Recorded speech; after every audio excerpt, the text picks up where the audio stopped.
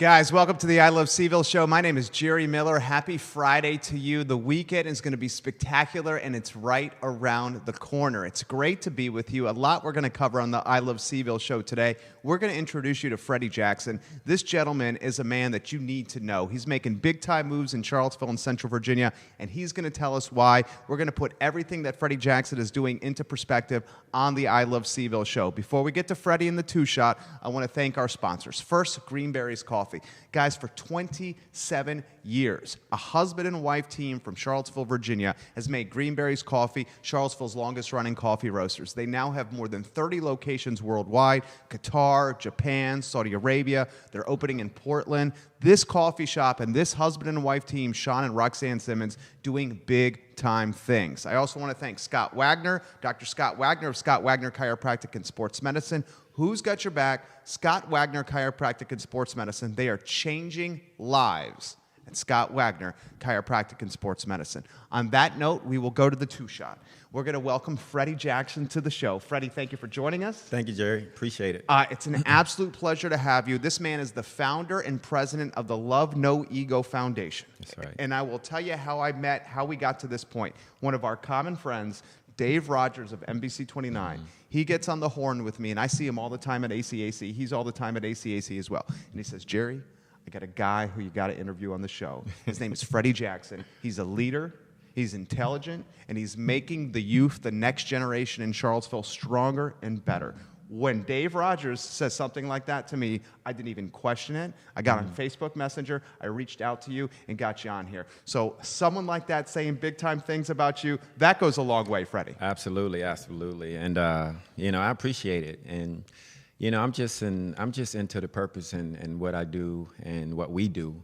And, you know, hard work pays off. You know, recognition, it comes. And I'm just fortunate to be in this position and being able to do this. So, and you are a hard worker, and we're connecting with folks here on Facebook, the folks on I Love CVille Instagram here. So we're going to start open-ended with Freddy Jackson. What is the Love No Ego Foundation? The question. The Love No Ego Foundation is a youth empowerment foundation where we pretty much take that philosophy of love, no ego, just encourage, inspire, and motivate the youth to choose who they love, what they love, over the ego, the fears, the pressures. Man, they got so many pressures. Pressure to conform, fit in with this group, pressure to succeed, family, sibling pressures, pressure from competition. So we want to get them in a space where they can make good decisions, being aware, more just aware of that ego and the fear and how it may be running their lives, and get them to make decisions from a good space, you know, and not necessarily egotistical or let fear push them into making a decision. And, you know, I'm so intrigued by this because I think with the ubiquitous nature of social media and the fact that iPhones and Androids and technology is everywhere, it's putting a level of pressure on our youth that I don't think that perhaps we did not have to deal with. Right.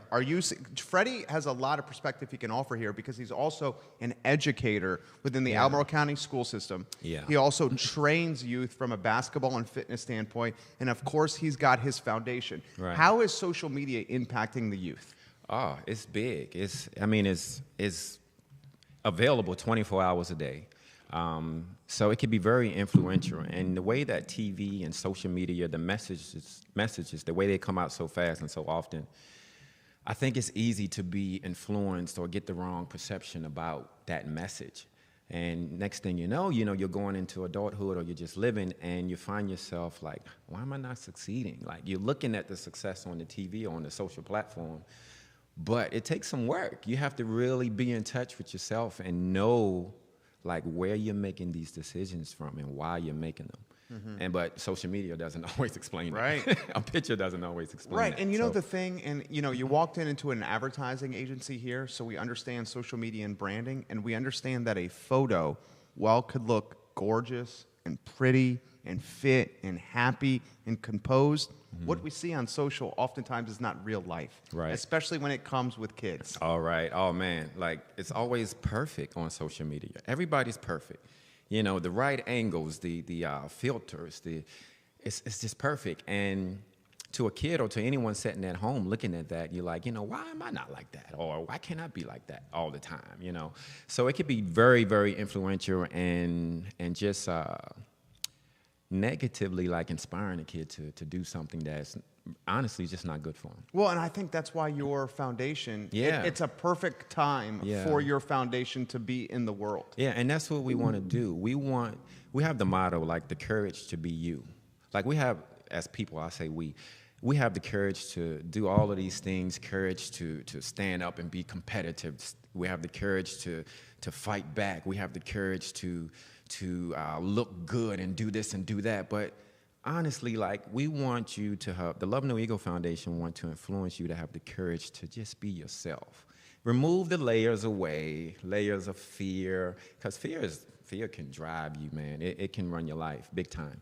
So remove the layers of fear, remove the layers of the ego and those perceptions that they might have that can lead them into making a bad decision. So, and get down to the nitty gritty of human, like being human and what you are really interested in, and let love guide you, because love is the truth, man.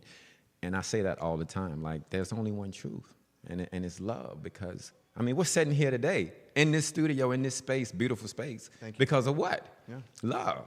That's what drove you, you know, that's what drives you, that's what drives me. And if we kind of stick to that frequency, that human frequency, you know, I think we'll be better as people. I think that's a highlight reel right there, Judah, waiting to happen. Let's mark that and turn that into a sizzle reel for Freddie. That was on point right there. Thank you. And I agree with what you said. The whole premise and mission of our show is to showcase the positive and the best of Charlottesville. I felt compelled after 8/12 to pivot our mission and start showcasing positivity, because I think so many media platforms out there, and it's not a knock on them, they have to report the news, but unfortunately a lot of times the news is negative.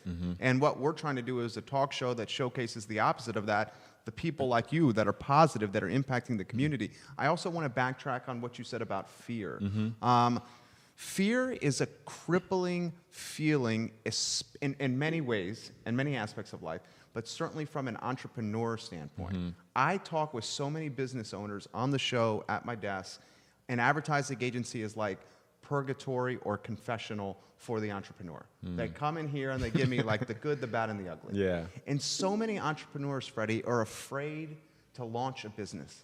And the fear and the afraid of failure or looking bad in front of their friends or their family keeps them from doing stuff. Put that in perspective. You know how many businesses I've had before I've had the Love No Ego Foundation? Tell me. Okay, let me see. Serial entrepreneur you are?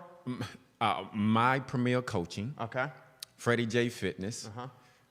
Freddy J Music. Vicago Entertainment. Vicago was Virginia, Chicago. My best friend's from Chicago. Vicago Entertainment, like many of them, and they all fail. But my thing is, man, it's like, I'm not afraid to, I've reached a point where I'm not afraid to fail. I stay on that frequency of love and that positive energy. And honestly, what drives me, you know, I keep that passion. I try to maintain that passion and not let fear dictate my behavior and stop me from being an entrepreneur, or just chasing after my dream, or whatever that dream may be. You know, it doesn't have to be business. It could be being the best husband I could be, you know, or being the best father, the best uncle, the best cousin, whatever that is. I think that human frequency of just staying on that side of things is so beneficial.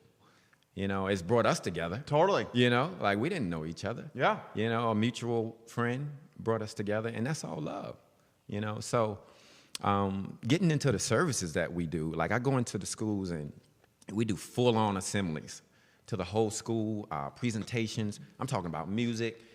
It's live, it's high energy. But at the same time, we address some of those issues. Bullying, pressure to conform, that's a big one. You know, pressure to fit in with this group or that group. And kids get it, because they're much freer than we are. You know, they're kind of free-spirited. You know, so they're ready to adapt and take on some things and be influenced. You know, adults, we already know everything. Right. You know? Right. You know, but so I go in, man, and they get it. And we do the assemblies. We follow up with in the classroom workshops. We even do workshops in nature. Like, we just did a Love No Ego hike to Humpback Rocks. That's awesome. That was awesome, man. Yeah. And we did some serious speaking and some serious, like, exercises while we were up there. We stopped, like, certain spots, like, while we were climbing the mountain, and had some specific programming going on about empowerment and fear and misperceptions and things of that sort. The workshops, we do mentoring. And we also do the youth personal training. So we're kind of encompassing the whole human being and trying to get them to, be empowered. We want our youth to feel great, and feel happy as much as possible. And don't let, the fear run it. And the best version of themselves is what we're pushing for. Great answer. Judah, that was on point right there. Judah Wickower behind the board making us sound good. Let's rack that one for a sizzle reel, Judah. That was solid. You're on point. Why'd you start the mission? Well, why'd you start the foundation? I mean, what was the motivation? A lot of things. The way we treat each other as humans, the political climate of the country, my own personal experiences and how, I was living from my ego, and sometimes still do, because it's a practice. We come into this world and we're bombarded with just stuff. Like the minute we come out, boom, fluorescent lights, everything, doctor smacks you, you're crying. And, mom, dad, this, that. You go home, you got strollers, you got TV, you got radio. Materialism, everywhere. Cars, you need this, you need that. Give the baby a cell phone, let's go. So you're bombarded. So part of the reason why I started that is because I want people to don't forget about the category of being human. Like we can go Buddhist, Baptist, religions, we can go political, Democrat, Republican, we can go black, short, tall, whatever, all these careers. It's just a bunch of stuff. And we start living from these categories and these spaces. But we forget about human. Like we forget about that one. Me being African American doesn't override me being human. Right. I have to be human first. So I think that's super, super important. And the ego can push you into those categories and have you living from that space. So if we can help the youth at an early age, start practicing, man, think about that. The golden rule, that hasn't changed. I feel like a lot of it is the golden rule. The golden rule transcends religion. Right. It's how we treat each other as a man. What if we did that? A woman, yeah. What if we did, what if just half of the country did that right now? How good we would be feeling? It'd be a huge impact. So my own personal experiences, I was a very competitive guy, played college basketball. And you did it in a small community like Buckingham, right? Yeah. So I would think in Buckingham, when you have basketball talent like you did, this guy went from Buckingham and played college ball. Yeah. You were probably treated as a star growing up. Oh, yeah. I was leading school my first 2 years. Didn't have to worry about a place to live. I had my own apartment as a freshman. And really? My own car as a freshman. That's another whole story. But, just being that competitive, I'm being in the newspaper every week and this and that and that. I was really, competition can get the best of you if you don't realize, what are you competing for, for the love of the game. Yeah. If you don't really, really stick to that love of the game, of the love of your sport. What other competition is there? Well, the real competition is yourself, but the competition of being number one, you see it every day. You tell kids to line up, they fighting to be first. We run to be first. We want to be the first to put this out, the first to put that out. And I'm no exception to the rule. I came up in that too. So, do you think it's bad to emphasize being the champ and the winner in first place as much as we do? And why I'm asking this is I have a 9-month-old. And I think, like you, I am one of the most competitive people in the world. It's almost like a drug for me. I chase the competitive addiction, the juice that comes from competing. I'm constantly active, playing racquetball at ACAC an hour, 2 hours a day. And I'm like, do I love the game or do I love the competition? And I think it's the competition more than the game. I love to be number one in everything I do. And that was really driven into me by my parents. My brother's 18 months younger than I. And I remember them raising us in a competitive situation in everything. Is that the right approach? I think it is. I think it's an okay approach, but I think it's other lessons and conversations and communication pieces that need to come with that. And that needs to be just as important or emphasized as important as the competitive part of it. I have one brother, one sibling. He's 10 years older than me, and I lost at everything. Right. Playing against him. Yeah, but you couldn't tell me that at 10 years old and he's 20. I'm like, I'm going to beat him. I'm going to win. Well, it probably made you a great athlete. Yeah, it made me a lot better. Yeah. But I had some great... thank God. I had some great influences in my life. I could have chose any path, like a lot of my friends did, but by the grace of love, I chose the right things. I'm here, I'm present, I'm alive, I don't take it for granted, And as my shirt says, human being, I-N-G, being. That's one of the first things we learned in grade school, or in school, period, I-N-G, present tense. Present tense. Human being. If you stay present, stay woke, as they say. Stay alive, stay human being, like, you make some great decisions. Dude, he's killing it right now. Judah, rack You that know what I one mean, though? too, dude. Rack that like, clip. It's the truth. Like, it never changes. You know, all the other stuff, you know, religion. My mom was a very religious woman, religious lady. I went to church 2-3 times a week. I had to sing in the choir. I had to play drums. I had not only go, I had to participate. Religion is great, but I had a lot of other just great influences of just decent beings and communication and people that cared enough to set me down and say, hey, that competitive edge you got, man, it's killing you. It's blocking you from your blessing, honestly. It's blocking you from your dream. Put that in perspective for me, because I fall victim to that. You're teaching it's tough. me. Yeah. It's tough because I still do it.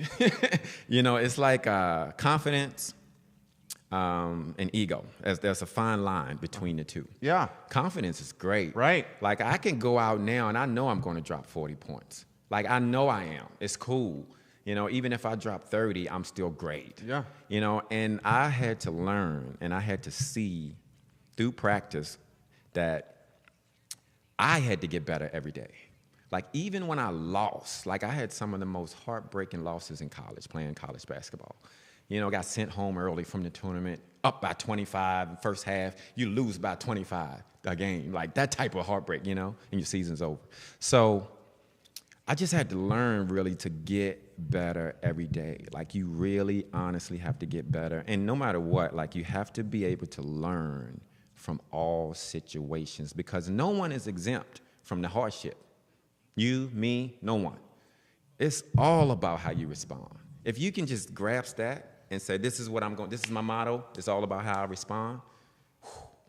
Dude, I struggle with the two things you just brought up. So I feel like maybe there was a higher power that put us together here so I could learn from you, because you got me thinking in ways that I haven't thought before. That's good. And I struggle with the competitive edge piece, just clouding my judgment, just because I want to win in everything. Man, I used to go into games and not even after college, you know, like, just pick up ball. I used to go into games like, I'm going to cross everybody up.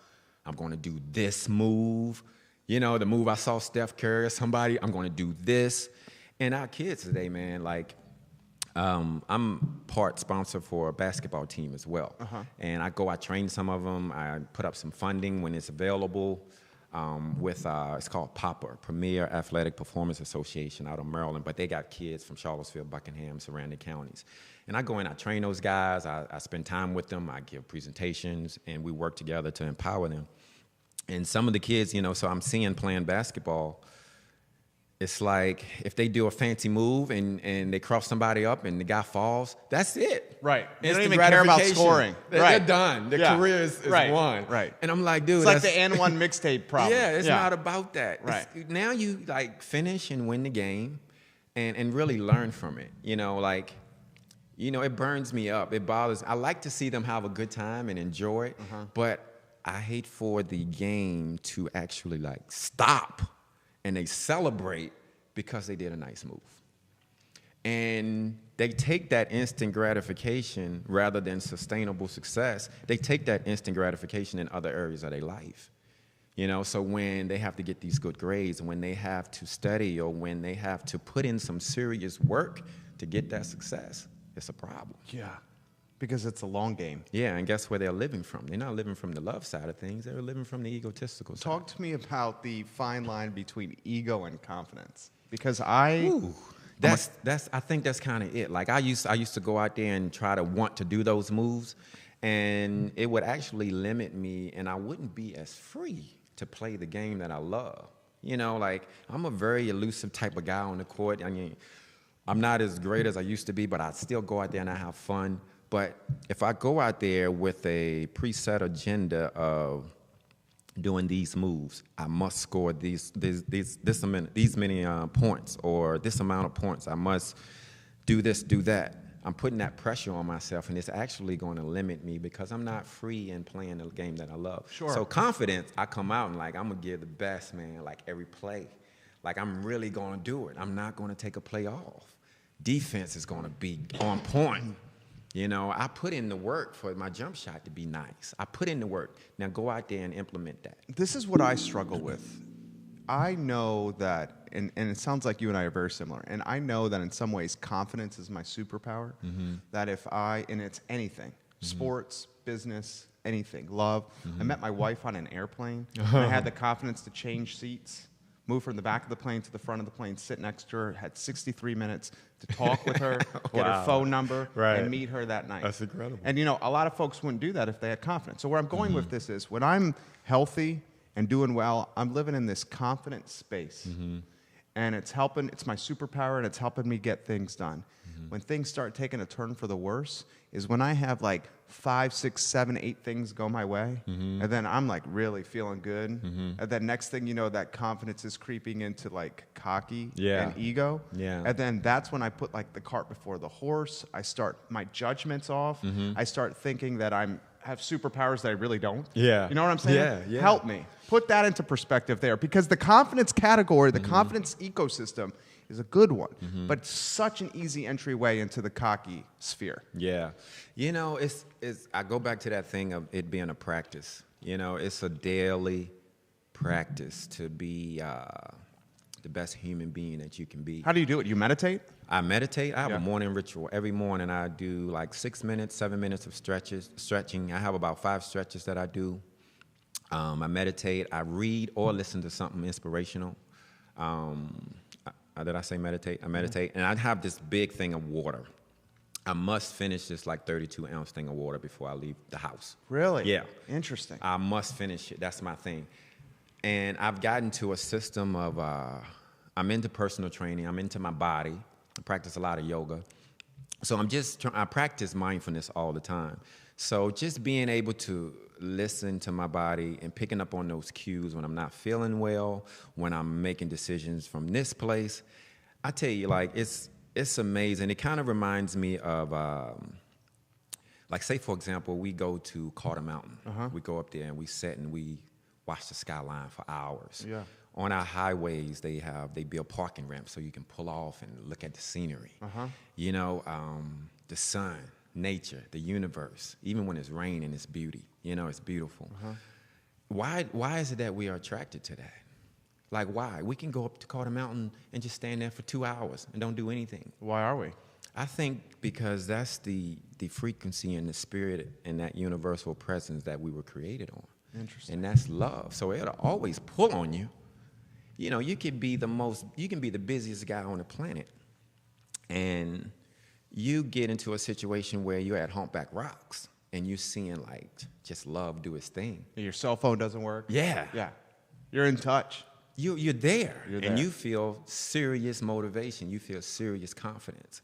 And that's the kind of confidence I go out with, because I'm thinking it's already kind of laid out for me. I just have to keep myself on that frequency to do it, to receive the blessings. I need to stay in that mindset. I need to keep my energy positive and just watch the miracles roll in. That was fire right there. You know? That's another one, Judah. Let's call that Freddy Jackson's plan for happiness right there. Rack that one, Judah. I think, man, like, it's funny because you ever hear people say, like, yo, it's a miracle. Oh, my God, it's a miracle. It's a miracle. It's a miracle. And, like, I've gotten to the point now where, and I pass this, all of this stuff I'm speaking on, I pass it on to the youth as much as possible. I feel like miracles are things that should and supposed to happen.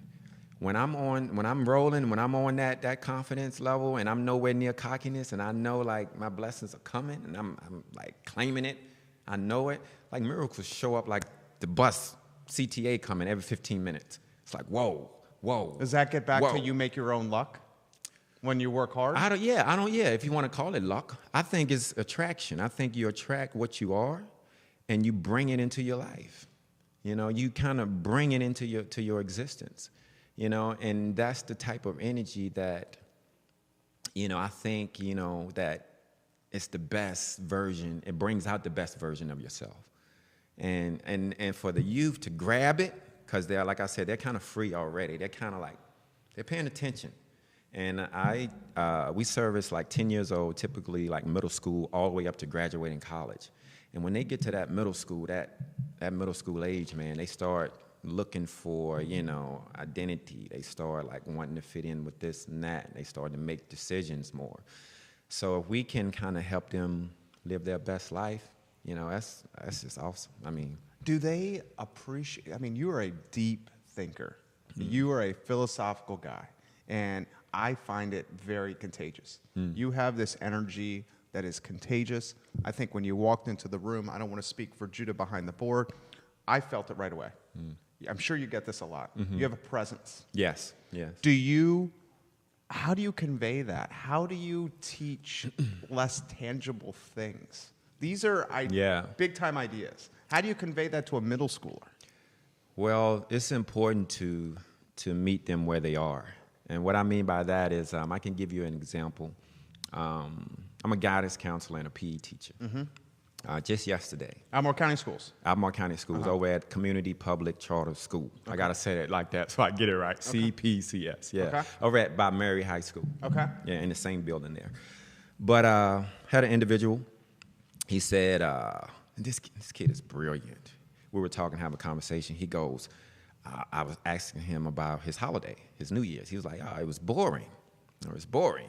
We loaded up the camper and went across the country, and we stayed not across the country, but down south. We stayed at this camp resort. It was nice, but it's kind of boring. Then he said this. He said, time just never stops. It just goes, goes, goes. And we come in and we put these little dots of time, like little holidays and things we're going to celebrate. He was like, it's not really real. We just make up this stuff. And I was like, oh, yeah. This is a middle schooler. This is a middle schooler. Wow. I can't give out all this information. Yeah, sure. But middle schooler now. And so I immediately, I had to meet him where he was. I was like, you know what, man? That is fabulous. And he's like, what, Mr. Fred? I said that. What you just said, that's deep. And I said, when you're bored and the passion that you just kind of expressed to me regarding this time thing, I said, you should write about it maybe. I said, dude, you could be a published author at the age of 12. And then I flipped my laptop around to him. I showed him how he could self-publish on Amazon. I shared my book with him, see, I did this, boom, boom. I was like, you could have a direct deposit bank account you could set up, boom, boom. He was like, I already have the account. And he started looking at it, So getting them engaged, just the whole thing. And I kind of do my best to meet them where they are. I met him in his boredom, if you want to call it that. I said, man, let's do something with that. That's passion. Maybe you can write those things down, and next thing you know, you have a book. That was fire right there. He's got a book, guys. Freddie's got a book here, Love No Ego. He was kind enough to bring a bag with some shirt. Yeah, T-shirt. Is it a magnet? A bumper magnet. Bumper magnet. And this book.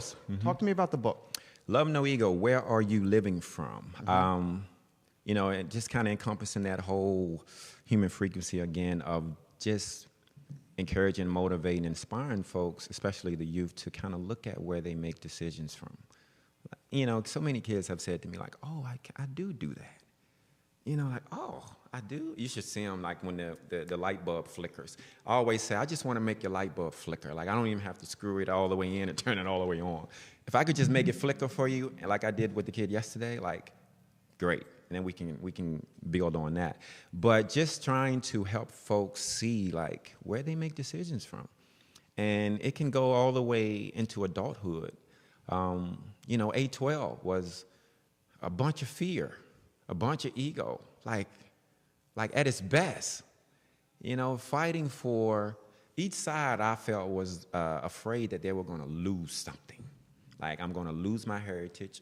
Or I'm going to lose my African Americanism. I'm going to lose my equality, and it just clash. They're fearful of losing something.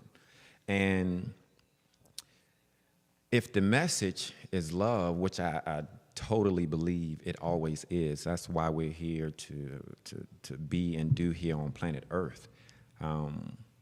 If I can help you focus on that, and live that golden rule, then I'm doing love's work. I'm fulfilling my purpose. This guy is solid judo workout. Right? I'm fulfilling my purpose, man. You are crushing it. All right, So- wait, you brought up A12. I wanted to bring up A12. I think August 12th, guys, 2017, anyone who's watching this show knows what we're talking about here in Charlottesville. Your mission, your foundation is based on love. It's based on golden rule. It's based on treating others as if you want to be treated yourself. We'll start open-ended with A12. Is the golden rule just lost there? It's lost. It's the ego was so far gone, like, and overshadowed all of that truth that, you know, we are referring to. Was there one side that was more wrong than others? It's hard for me to say. It's hard for me to. Because you have a lot of perspective you can offer. You have perspective to offer as a local, as a leader, as someone who has a foundation that is talking about topics that very much fit the category, as an African American, as someone that's looked up to. I mean, you have a lot to offer here. I think, this is my opinion, I think I didn't show up, you know, as much as I would have loved to shown up. Because it doesn't, I have 3 principles, and I talk about them in the book. I talk about them during presentations. It's called love over ego, love over fear, communication over conflict. There was no opportunity for any type of effective communication to happen down here, August 12th. So in my eyes, like, I'm not a protesting kind of guy. I'm not a protesting person that shows up with signs and yell and scream. You're a solutions guy. Yeah, I'm not that type of guy, because I can kind of gauge where I'm living from and what I value and what's important to me. So that's not important to me. I feel like I'm not going to get things done that way, you know. And then with other sides and the rate of inaccountability in a situation like that, you don't know. Anybody could fire off guns, which they did.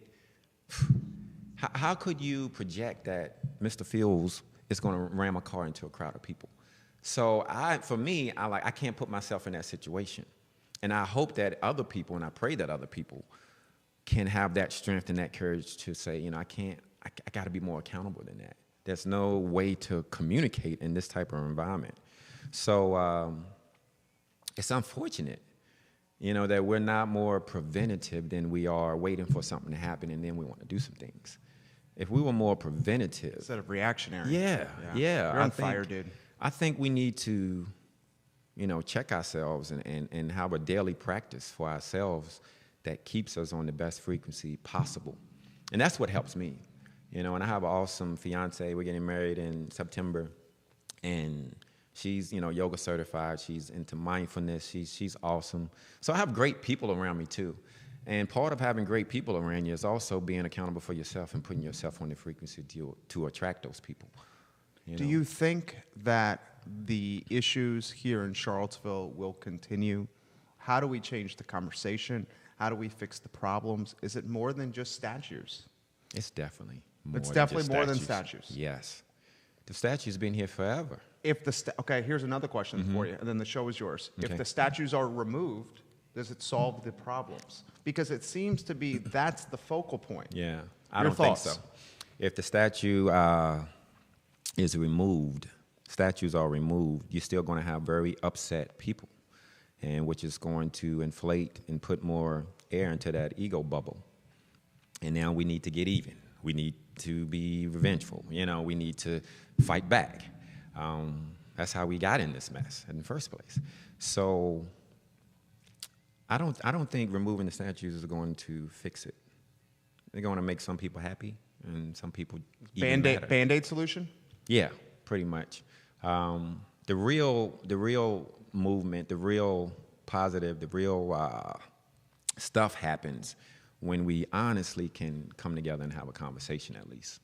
Like, we have to sit down and just choose communication over conflict. A guy we had on the show who, I don't know if you know, but I have a lot of respect for. In fact, his wife is watching now. Shauna Banks is watching. Her husband, Damian Banks. Yeah, I know Damian. BCBA. Yeah. He came on the show, and I asked him a similar question, and he says, I think what's happening is everyone's talking and no one's listening. Everyone's talking real loud on this side, and talking real loud on this side, and he goes, really dissect what they're talking about. A lot of them are talking about the same thing. The same thing. But no one's listening. Your thoughts? Yeah, right on point. Right on point.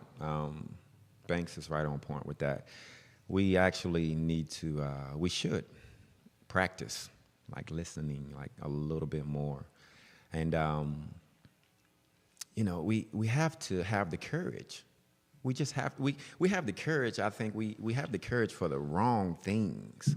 We be courageous and we fight in a negative way with this courage. But it's not really helping anything. Like, we really have to look at, like, why are you here? Like, you're put here on this earth to if you took all that stuff away, you took the statues away, you took even religion, you took everything. We take Democrat, Republican, you take it all away. You don't know what it is. It's gone. What are we left with? Me and Jerry sitting here having a conversation, two human beings. I'm not looking at you from a Democratic standpoint, and vice versa. And I think we started living from those spaces too much. That's what I think, you know, that's my... And I feel like social media is fueling it. Oh, yeah. Because, like, I mean, there was times during the election, and I don't want to even get into the politics piece too much, but I couldn't even get on there, dude. It was so much hate and nastiness. And, like, I'm not trying to get on social, waste my time and seeing people bickering back and forth. So I think you're exactly right. Thank you. I appreciate it. I mean, do you think it's a leadership thing here in Charlottesville? How do we fix it? How does it get better? Have you considered? Yeah, I've considered running for city council. I have, and I think you would be great. Quite a few people have emailed me and talked to me about it. Like, you should. You live in the city? Run. I do live in the city. What keeps you from doing it? I guess timing. Yeah. I'm busy as an educator in the schools. I'm only half time in the schools, which is great. But it gives me the other time to focus on the foundation. So I'm running a nonprofit. I'm in school, in the school system, Albemarle County, and also personal train some folks here and there, you know. So, and I teach Group X classes at ACAC early mornings. You're a busy guy. Yeah. So I'm the type of guy, you know, I'm coming with everything that I have. I want to be able to give my best to it. So maybe in the future it'll come. How do you feel about the leadership we have on council? You know, I haven't paid too much attention. I've sat down with Miss Heather Hill. She's coming on the show on Monday. I saw that. Yeah. Yeah, I've sat down with her a couple of times. And Mayor Walker Tuesday. Yeah, I met her, but we haven't had any conversation. I think everybody is. I think everybody's in the right position to make something great happen. It's up to them to make that happen and have the courage to make that happen. As far as talking about the leadership, I'm unsure. I'm not sure what their qualities are and what type of people they are. You know, I kind of stay in my lane, but I kind of focus in on the city aspects when I can, and being the best version of myself. I think you, man, and you've already filled 40 minutes, and it's felt like 5 minutes. Really? You're killing it. Let's Okay, do it's it. 110. You're crushing it. I think after 40 minutes with you, the city of Charlottesville would be lucky to have you as a leader. Thank you. You know, I think that you have perspective from an educator standpoint, from an entrepreneur standpoint, and from just coming from a good place in your heart standpoint. And I feel like that is perhaps not on council now, and I'm not trying to marginalize anybody. I just think you would have a fresh perspective to offer. The challenges and the positives and the struggles, the trials and tribulations of working with youth and how it's benefited you. Put that in perspective for us. Because, guys, I want to say something. This gentleman, I think, is aging better than anyone in Charlottesville. He comes into this place. I swear to God, I thought he was 25 years old. No BS. 42? 42. I'll be 43 in June. 43 in June. So this Yeah. dude's drinking from the fountain of youth here. And you said immediately, the kids keep me young. Yeah, you know, the kids keep me young. The personal training helps. Being active, taking care of myself. You know, I eat healthy, except around the holidays, you know. Just like everybody. Yeah, you know, I don't eat, I'm not trying to push diet or anything on anybody, but, you know, I'm a vegan. I don't eat meat and cheese and dairy. I feel like that's the best way to live. But that plays a big part in it. And the working out and then being around the youth, you know, just with them bringing their energy. You know, I have to bring it. I have to be the best version of myself for them, for PE class and for guidance counseling, you know. Doing foundational work outside of the school system, I have to be the best version of myself. So I'm inspired to take care of myself so I can give them the best of me and they can be the best, you know, version of themselves. So it's kind of like a circle, which I believe is what we're absolutely meant to do and be here on earth. Like, I mean, man, human beings, we created some great things. Some of those things have consequences, you know? We're a very creative human race. That's great. That's awesome. But again, if you take all of those creations away and we're left with that core truth of what we are, like, because you got the universe, you got love, you got, if your creator, trees, nature, it speaks to you. And we also have the human being in there. If we can kind of stick to that core truth and just kind of realize these outside things are just basically tools. And what do you do with tools? You fix things, you tighten things up, you make them better. So we live with that core truth and look at that outside stuff and realize that they're just tools to use. But most often we have it flipped. We're out here and all the tools and stuff is like right here. And now what can we do with this? Gimme, gimme, gimme, go back. Right. Gimme, gimme, gimme, stand back. You know? Yeah. So that's just my perspective of it. And it works for me. And I think that's just the truth. And the truth will never change. I think that's great perspective. What's the future for the Love No Ego Foundation? Oh, man, we're growing. We're about to purchase our first company vehicle. So you're going to see the Love No Ego van all over town. That's awesome. We're going to have it wrapped? Yeah, we're going to have it wrapped in the logo and, maybe a couple of principles. But we're just growing, man. We're looking for volunteers. We're growing like big time, fast, rapidly. The donations are coming in as the awareness increases.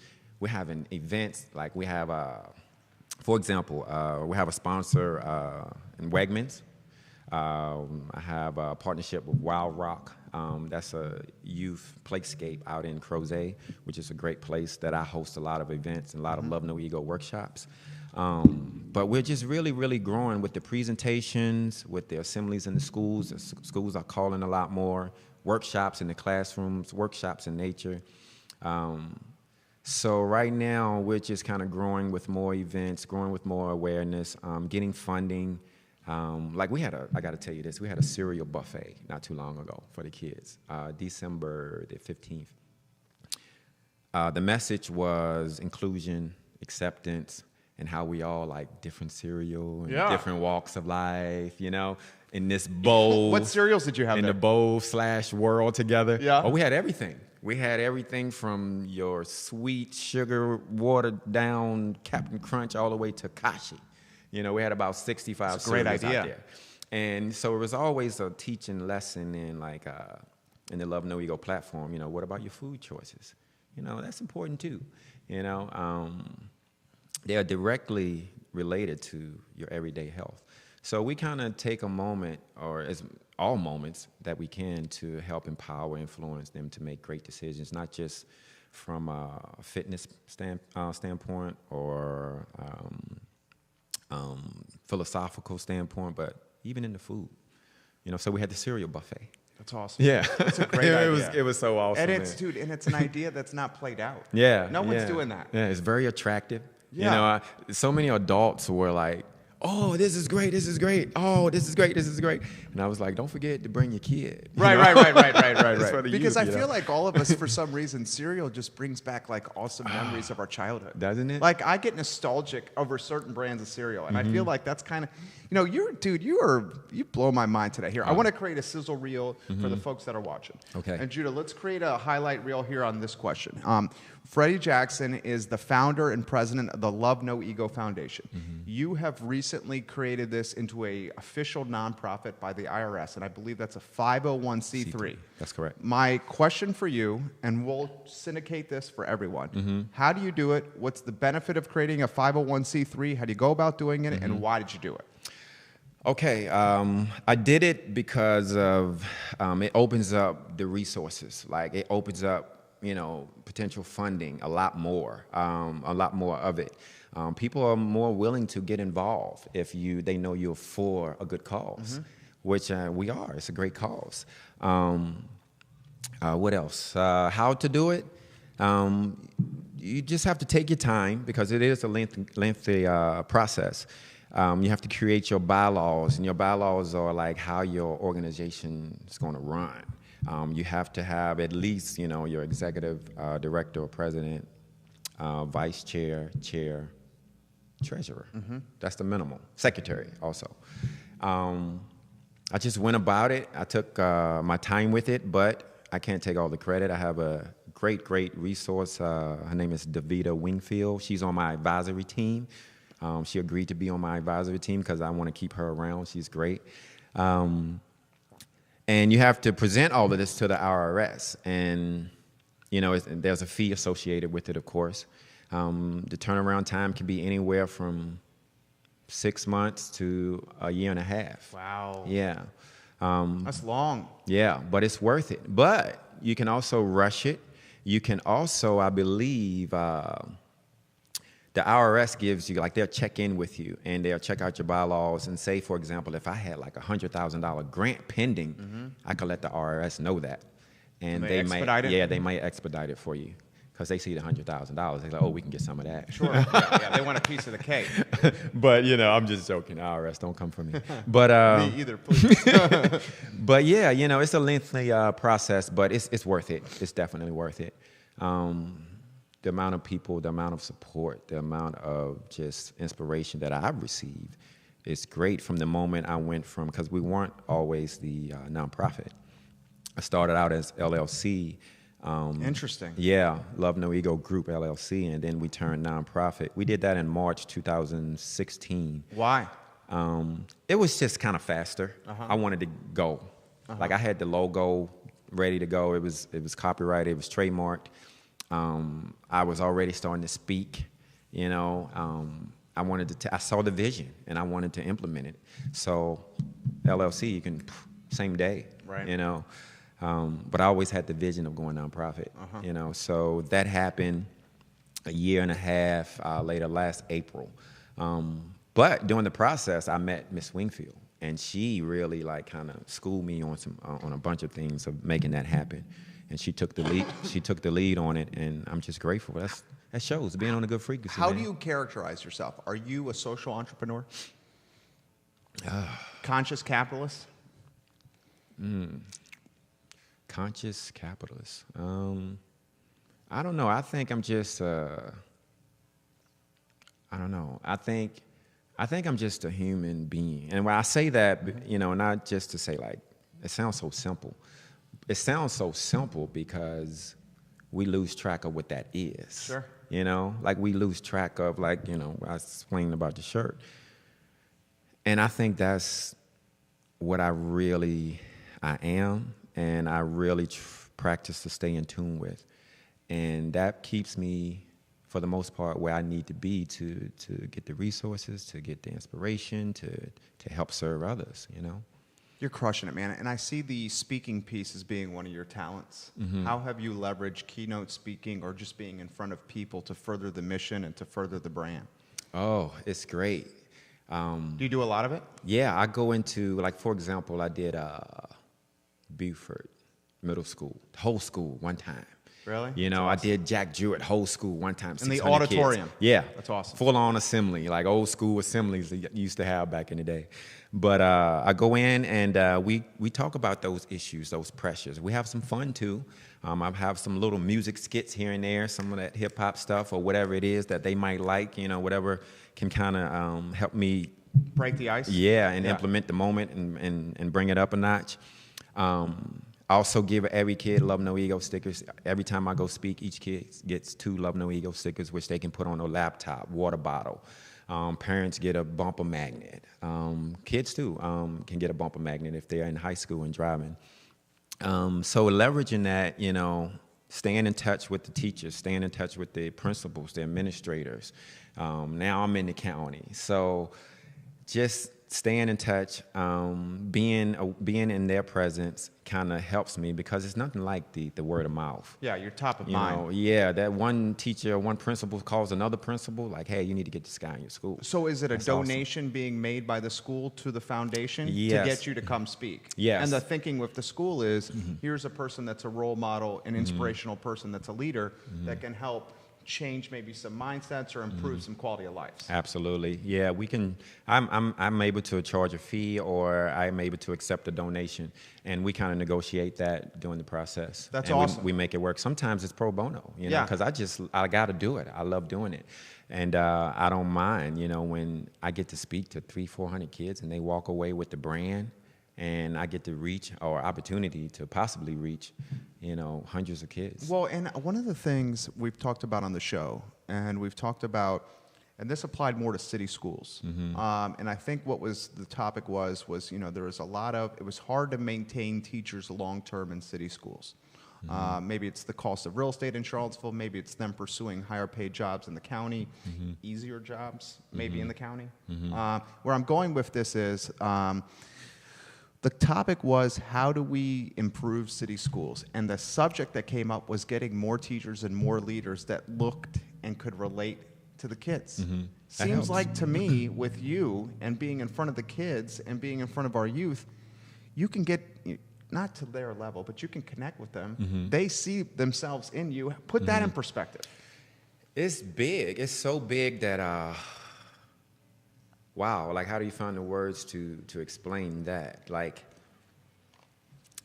it's very positively influential when a youth can see someone like that looks like him getting things that he's interested in. It's an unwritten thing that I don't even have to say when I'm with this guy or this particular kid.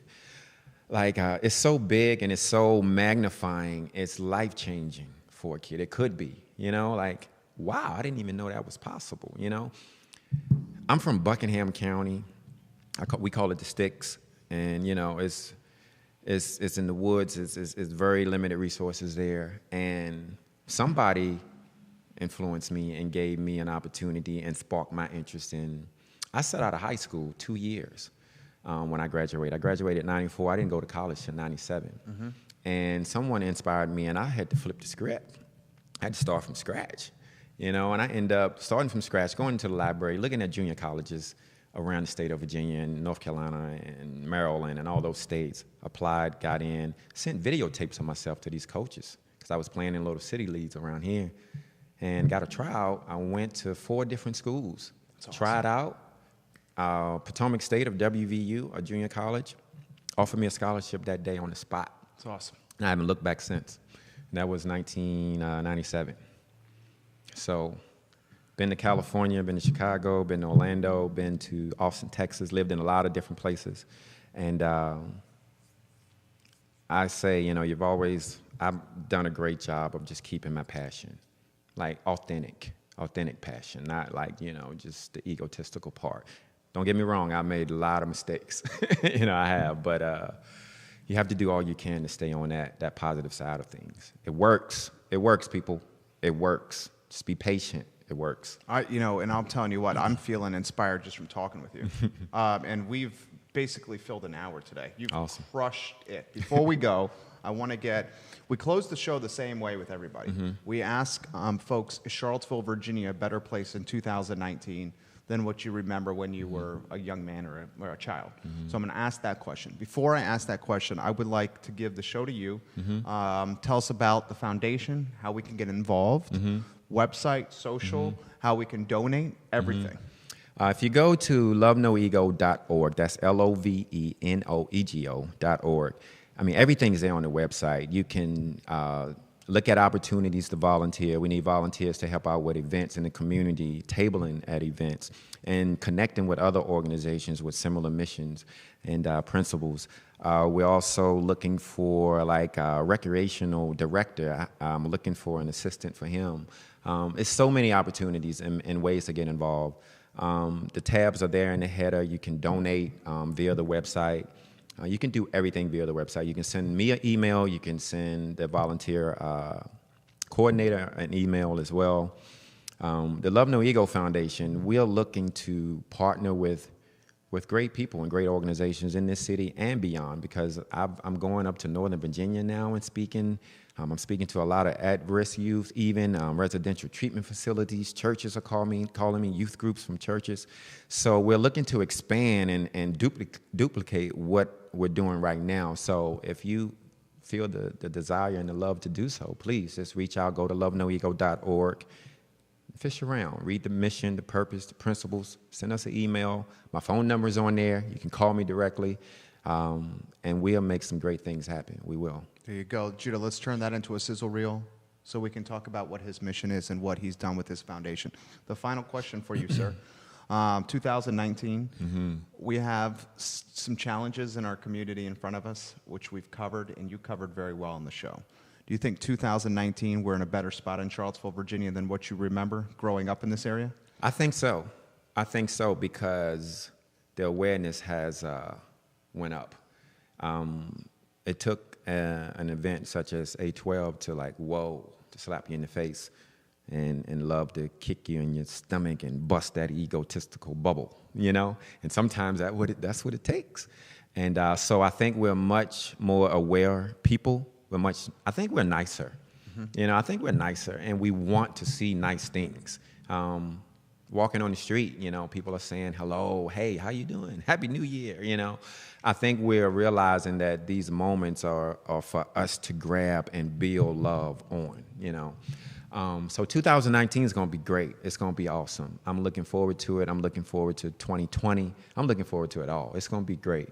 I think it's going to be great for the city. It's going to be great for even the counties around the city. I think so, too. Yeah. I was talking with someone who you may know, Robert Gray, Monticello High School graduate, big into basketball. Yeah. He's also very philosophical and a deep thinker, big thinker like you. Yeah, he's good. And he said that some of the positives that have come from A12 is the conversations are being had when the conversations in the past didn't even exist. Yeah. So the fact that we're having the talks and the conversations about affordable housing, about equality, about our past, for example, Vinegar Hill in Charlottesville, he's like, these are benefits, these are positives. Your thoughts? Absolutely. He's right on point. Rob is a great dude. Me and him, we battled on a basketball court before. But his brother-in-law is actually one of my best friends. Really? Yeah. Small-time Charlottesville, really? Yeah. And he just had a kid. Yeah, he did. Yeah. Congratulations Yeah, again, congratulations, Robert. We love you on this show, Robert. Yeah, for sure, man. You're going to be a great dad, for sure. But, he's right on point. You know, those conversations are happening, and that's a great thing. And that's how it starts, man. We really have to have that courage to have conversations instead of letting the conflict run us. You know, the conflict cannot run you. Like, it's going to put you in a position that's not good for you and probably other people as well. So that's right on point. Absolutely. You crushed it, man. You filled an hour, and I feel like it was 8 minutes. You're easy. You're a conversationalist, easy to chat with. I look forward to talking with you again. I want to thank Dave Rogers for connecting us. Yes, thank you, David. Good luck, Chloe. Yeah, thank you. And thank you. Thank you. I'm grateful. Thank you. We're going to take the weekend off in Charlottesville. We encourage everyone to be good to each other. On Monday, we come back with City Councilor Heather Hill. A lot we're going to cover from a Charlottesville standpoint. And then Mayor Walker is going to join us on Tuesday. Charlottesville, thank you for your time. We hope you have a good weekend. And as always, we close the show the same way. Please, Charlottesville, be good to each other. We'll catch you on Monday at 12:30 with Heather Hill, Charlottesville City Councilor. Thank you. Awesome. Fire. Yeah. You killed it, dude. Thank you. Seriously. Judy, you got to get a promo pick.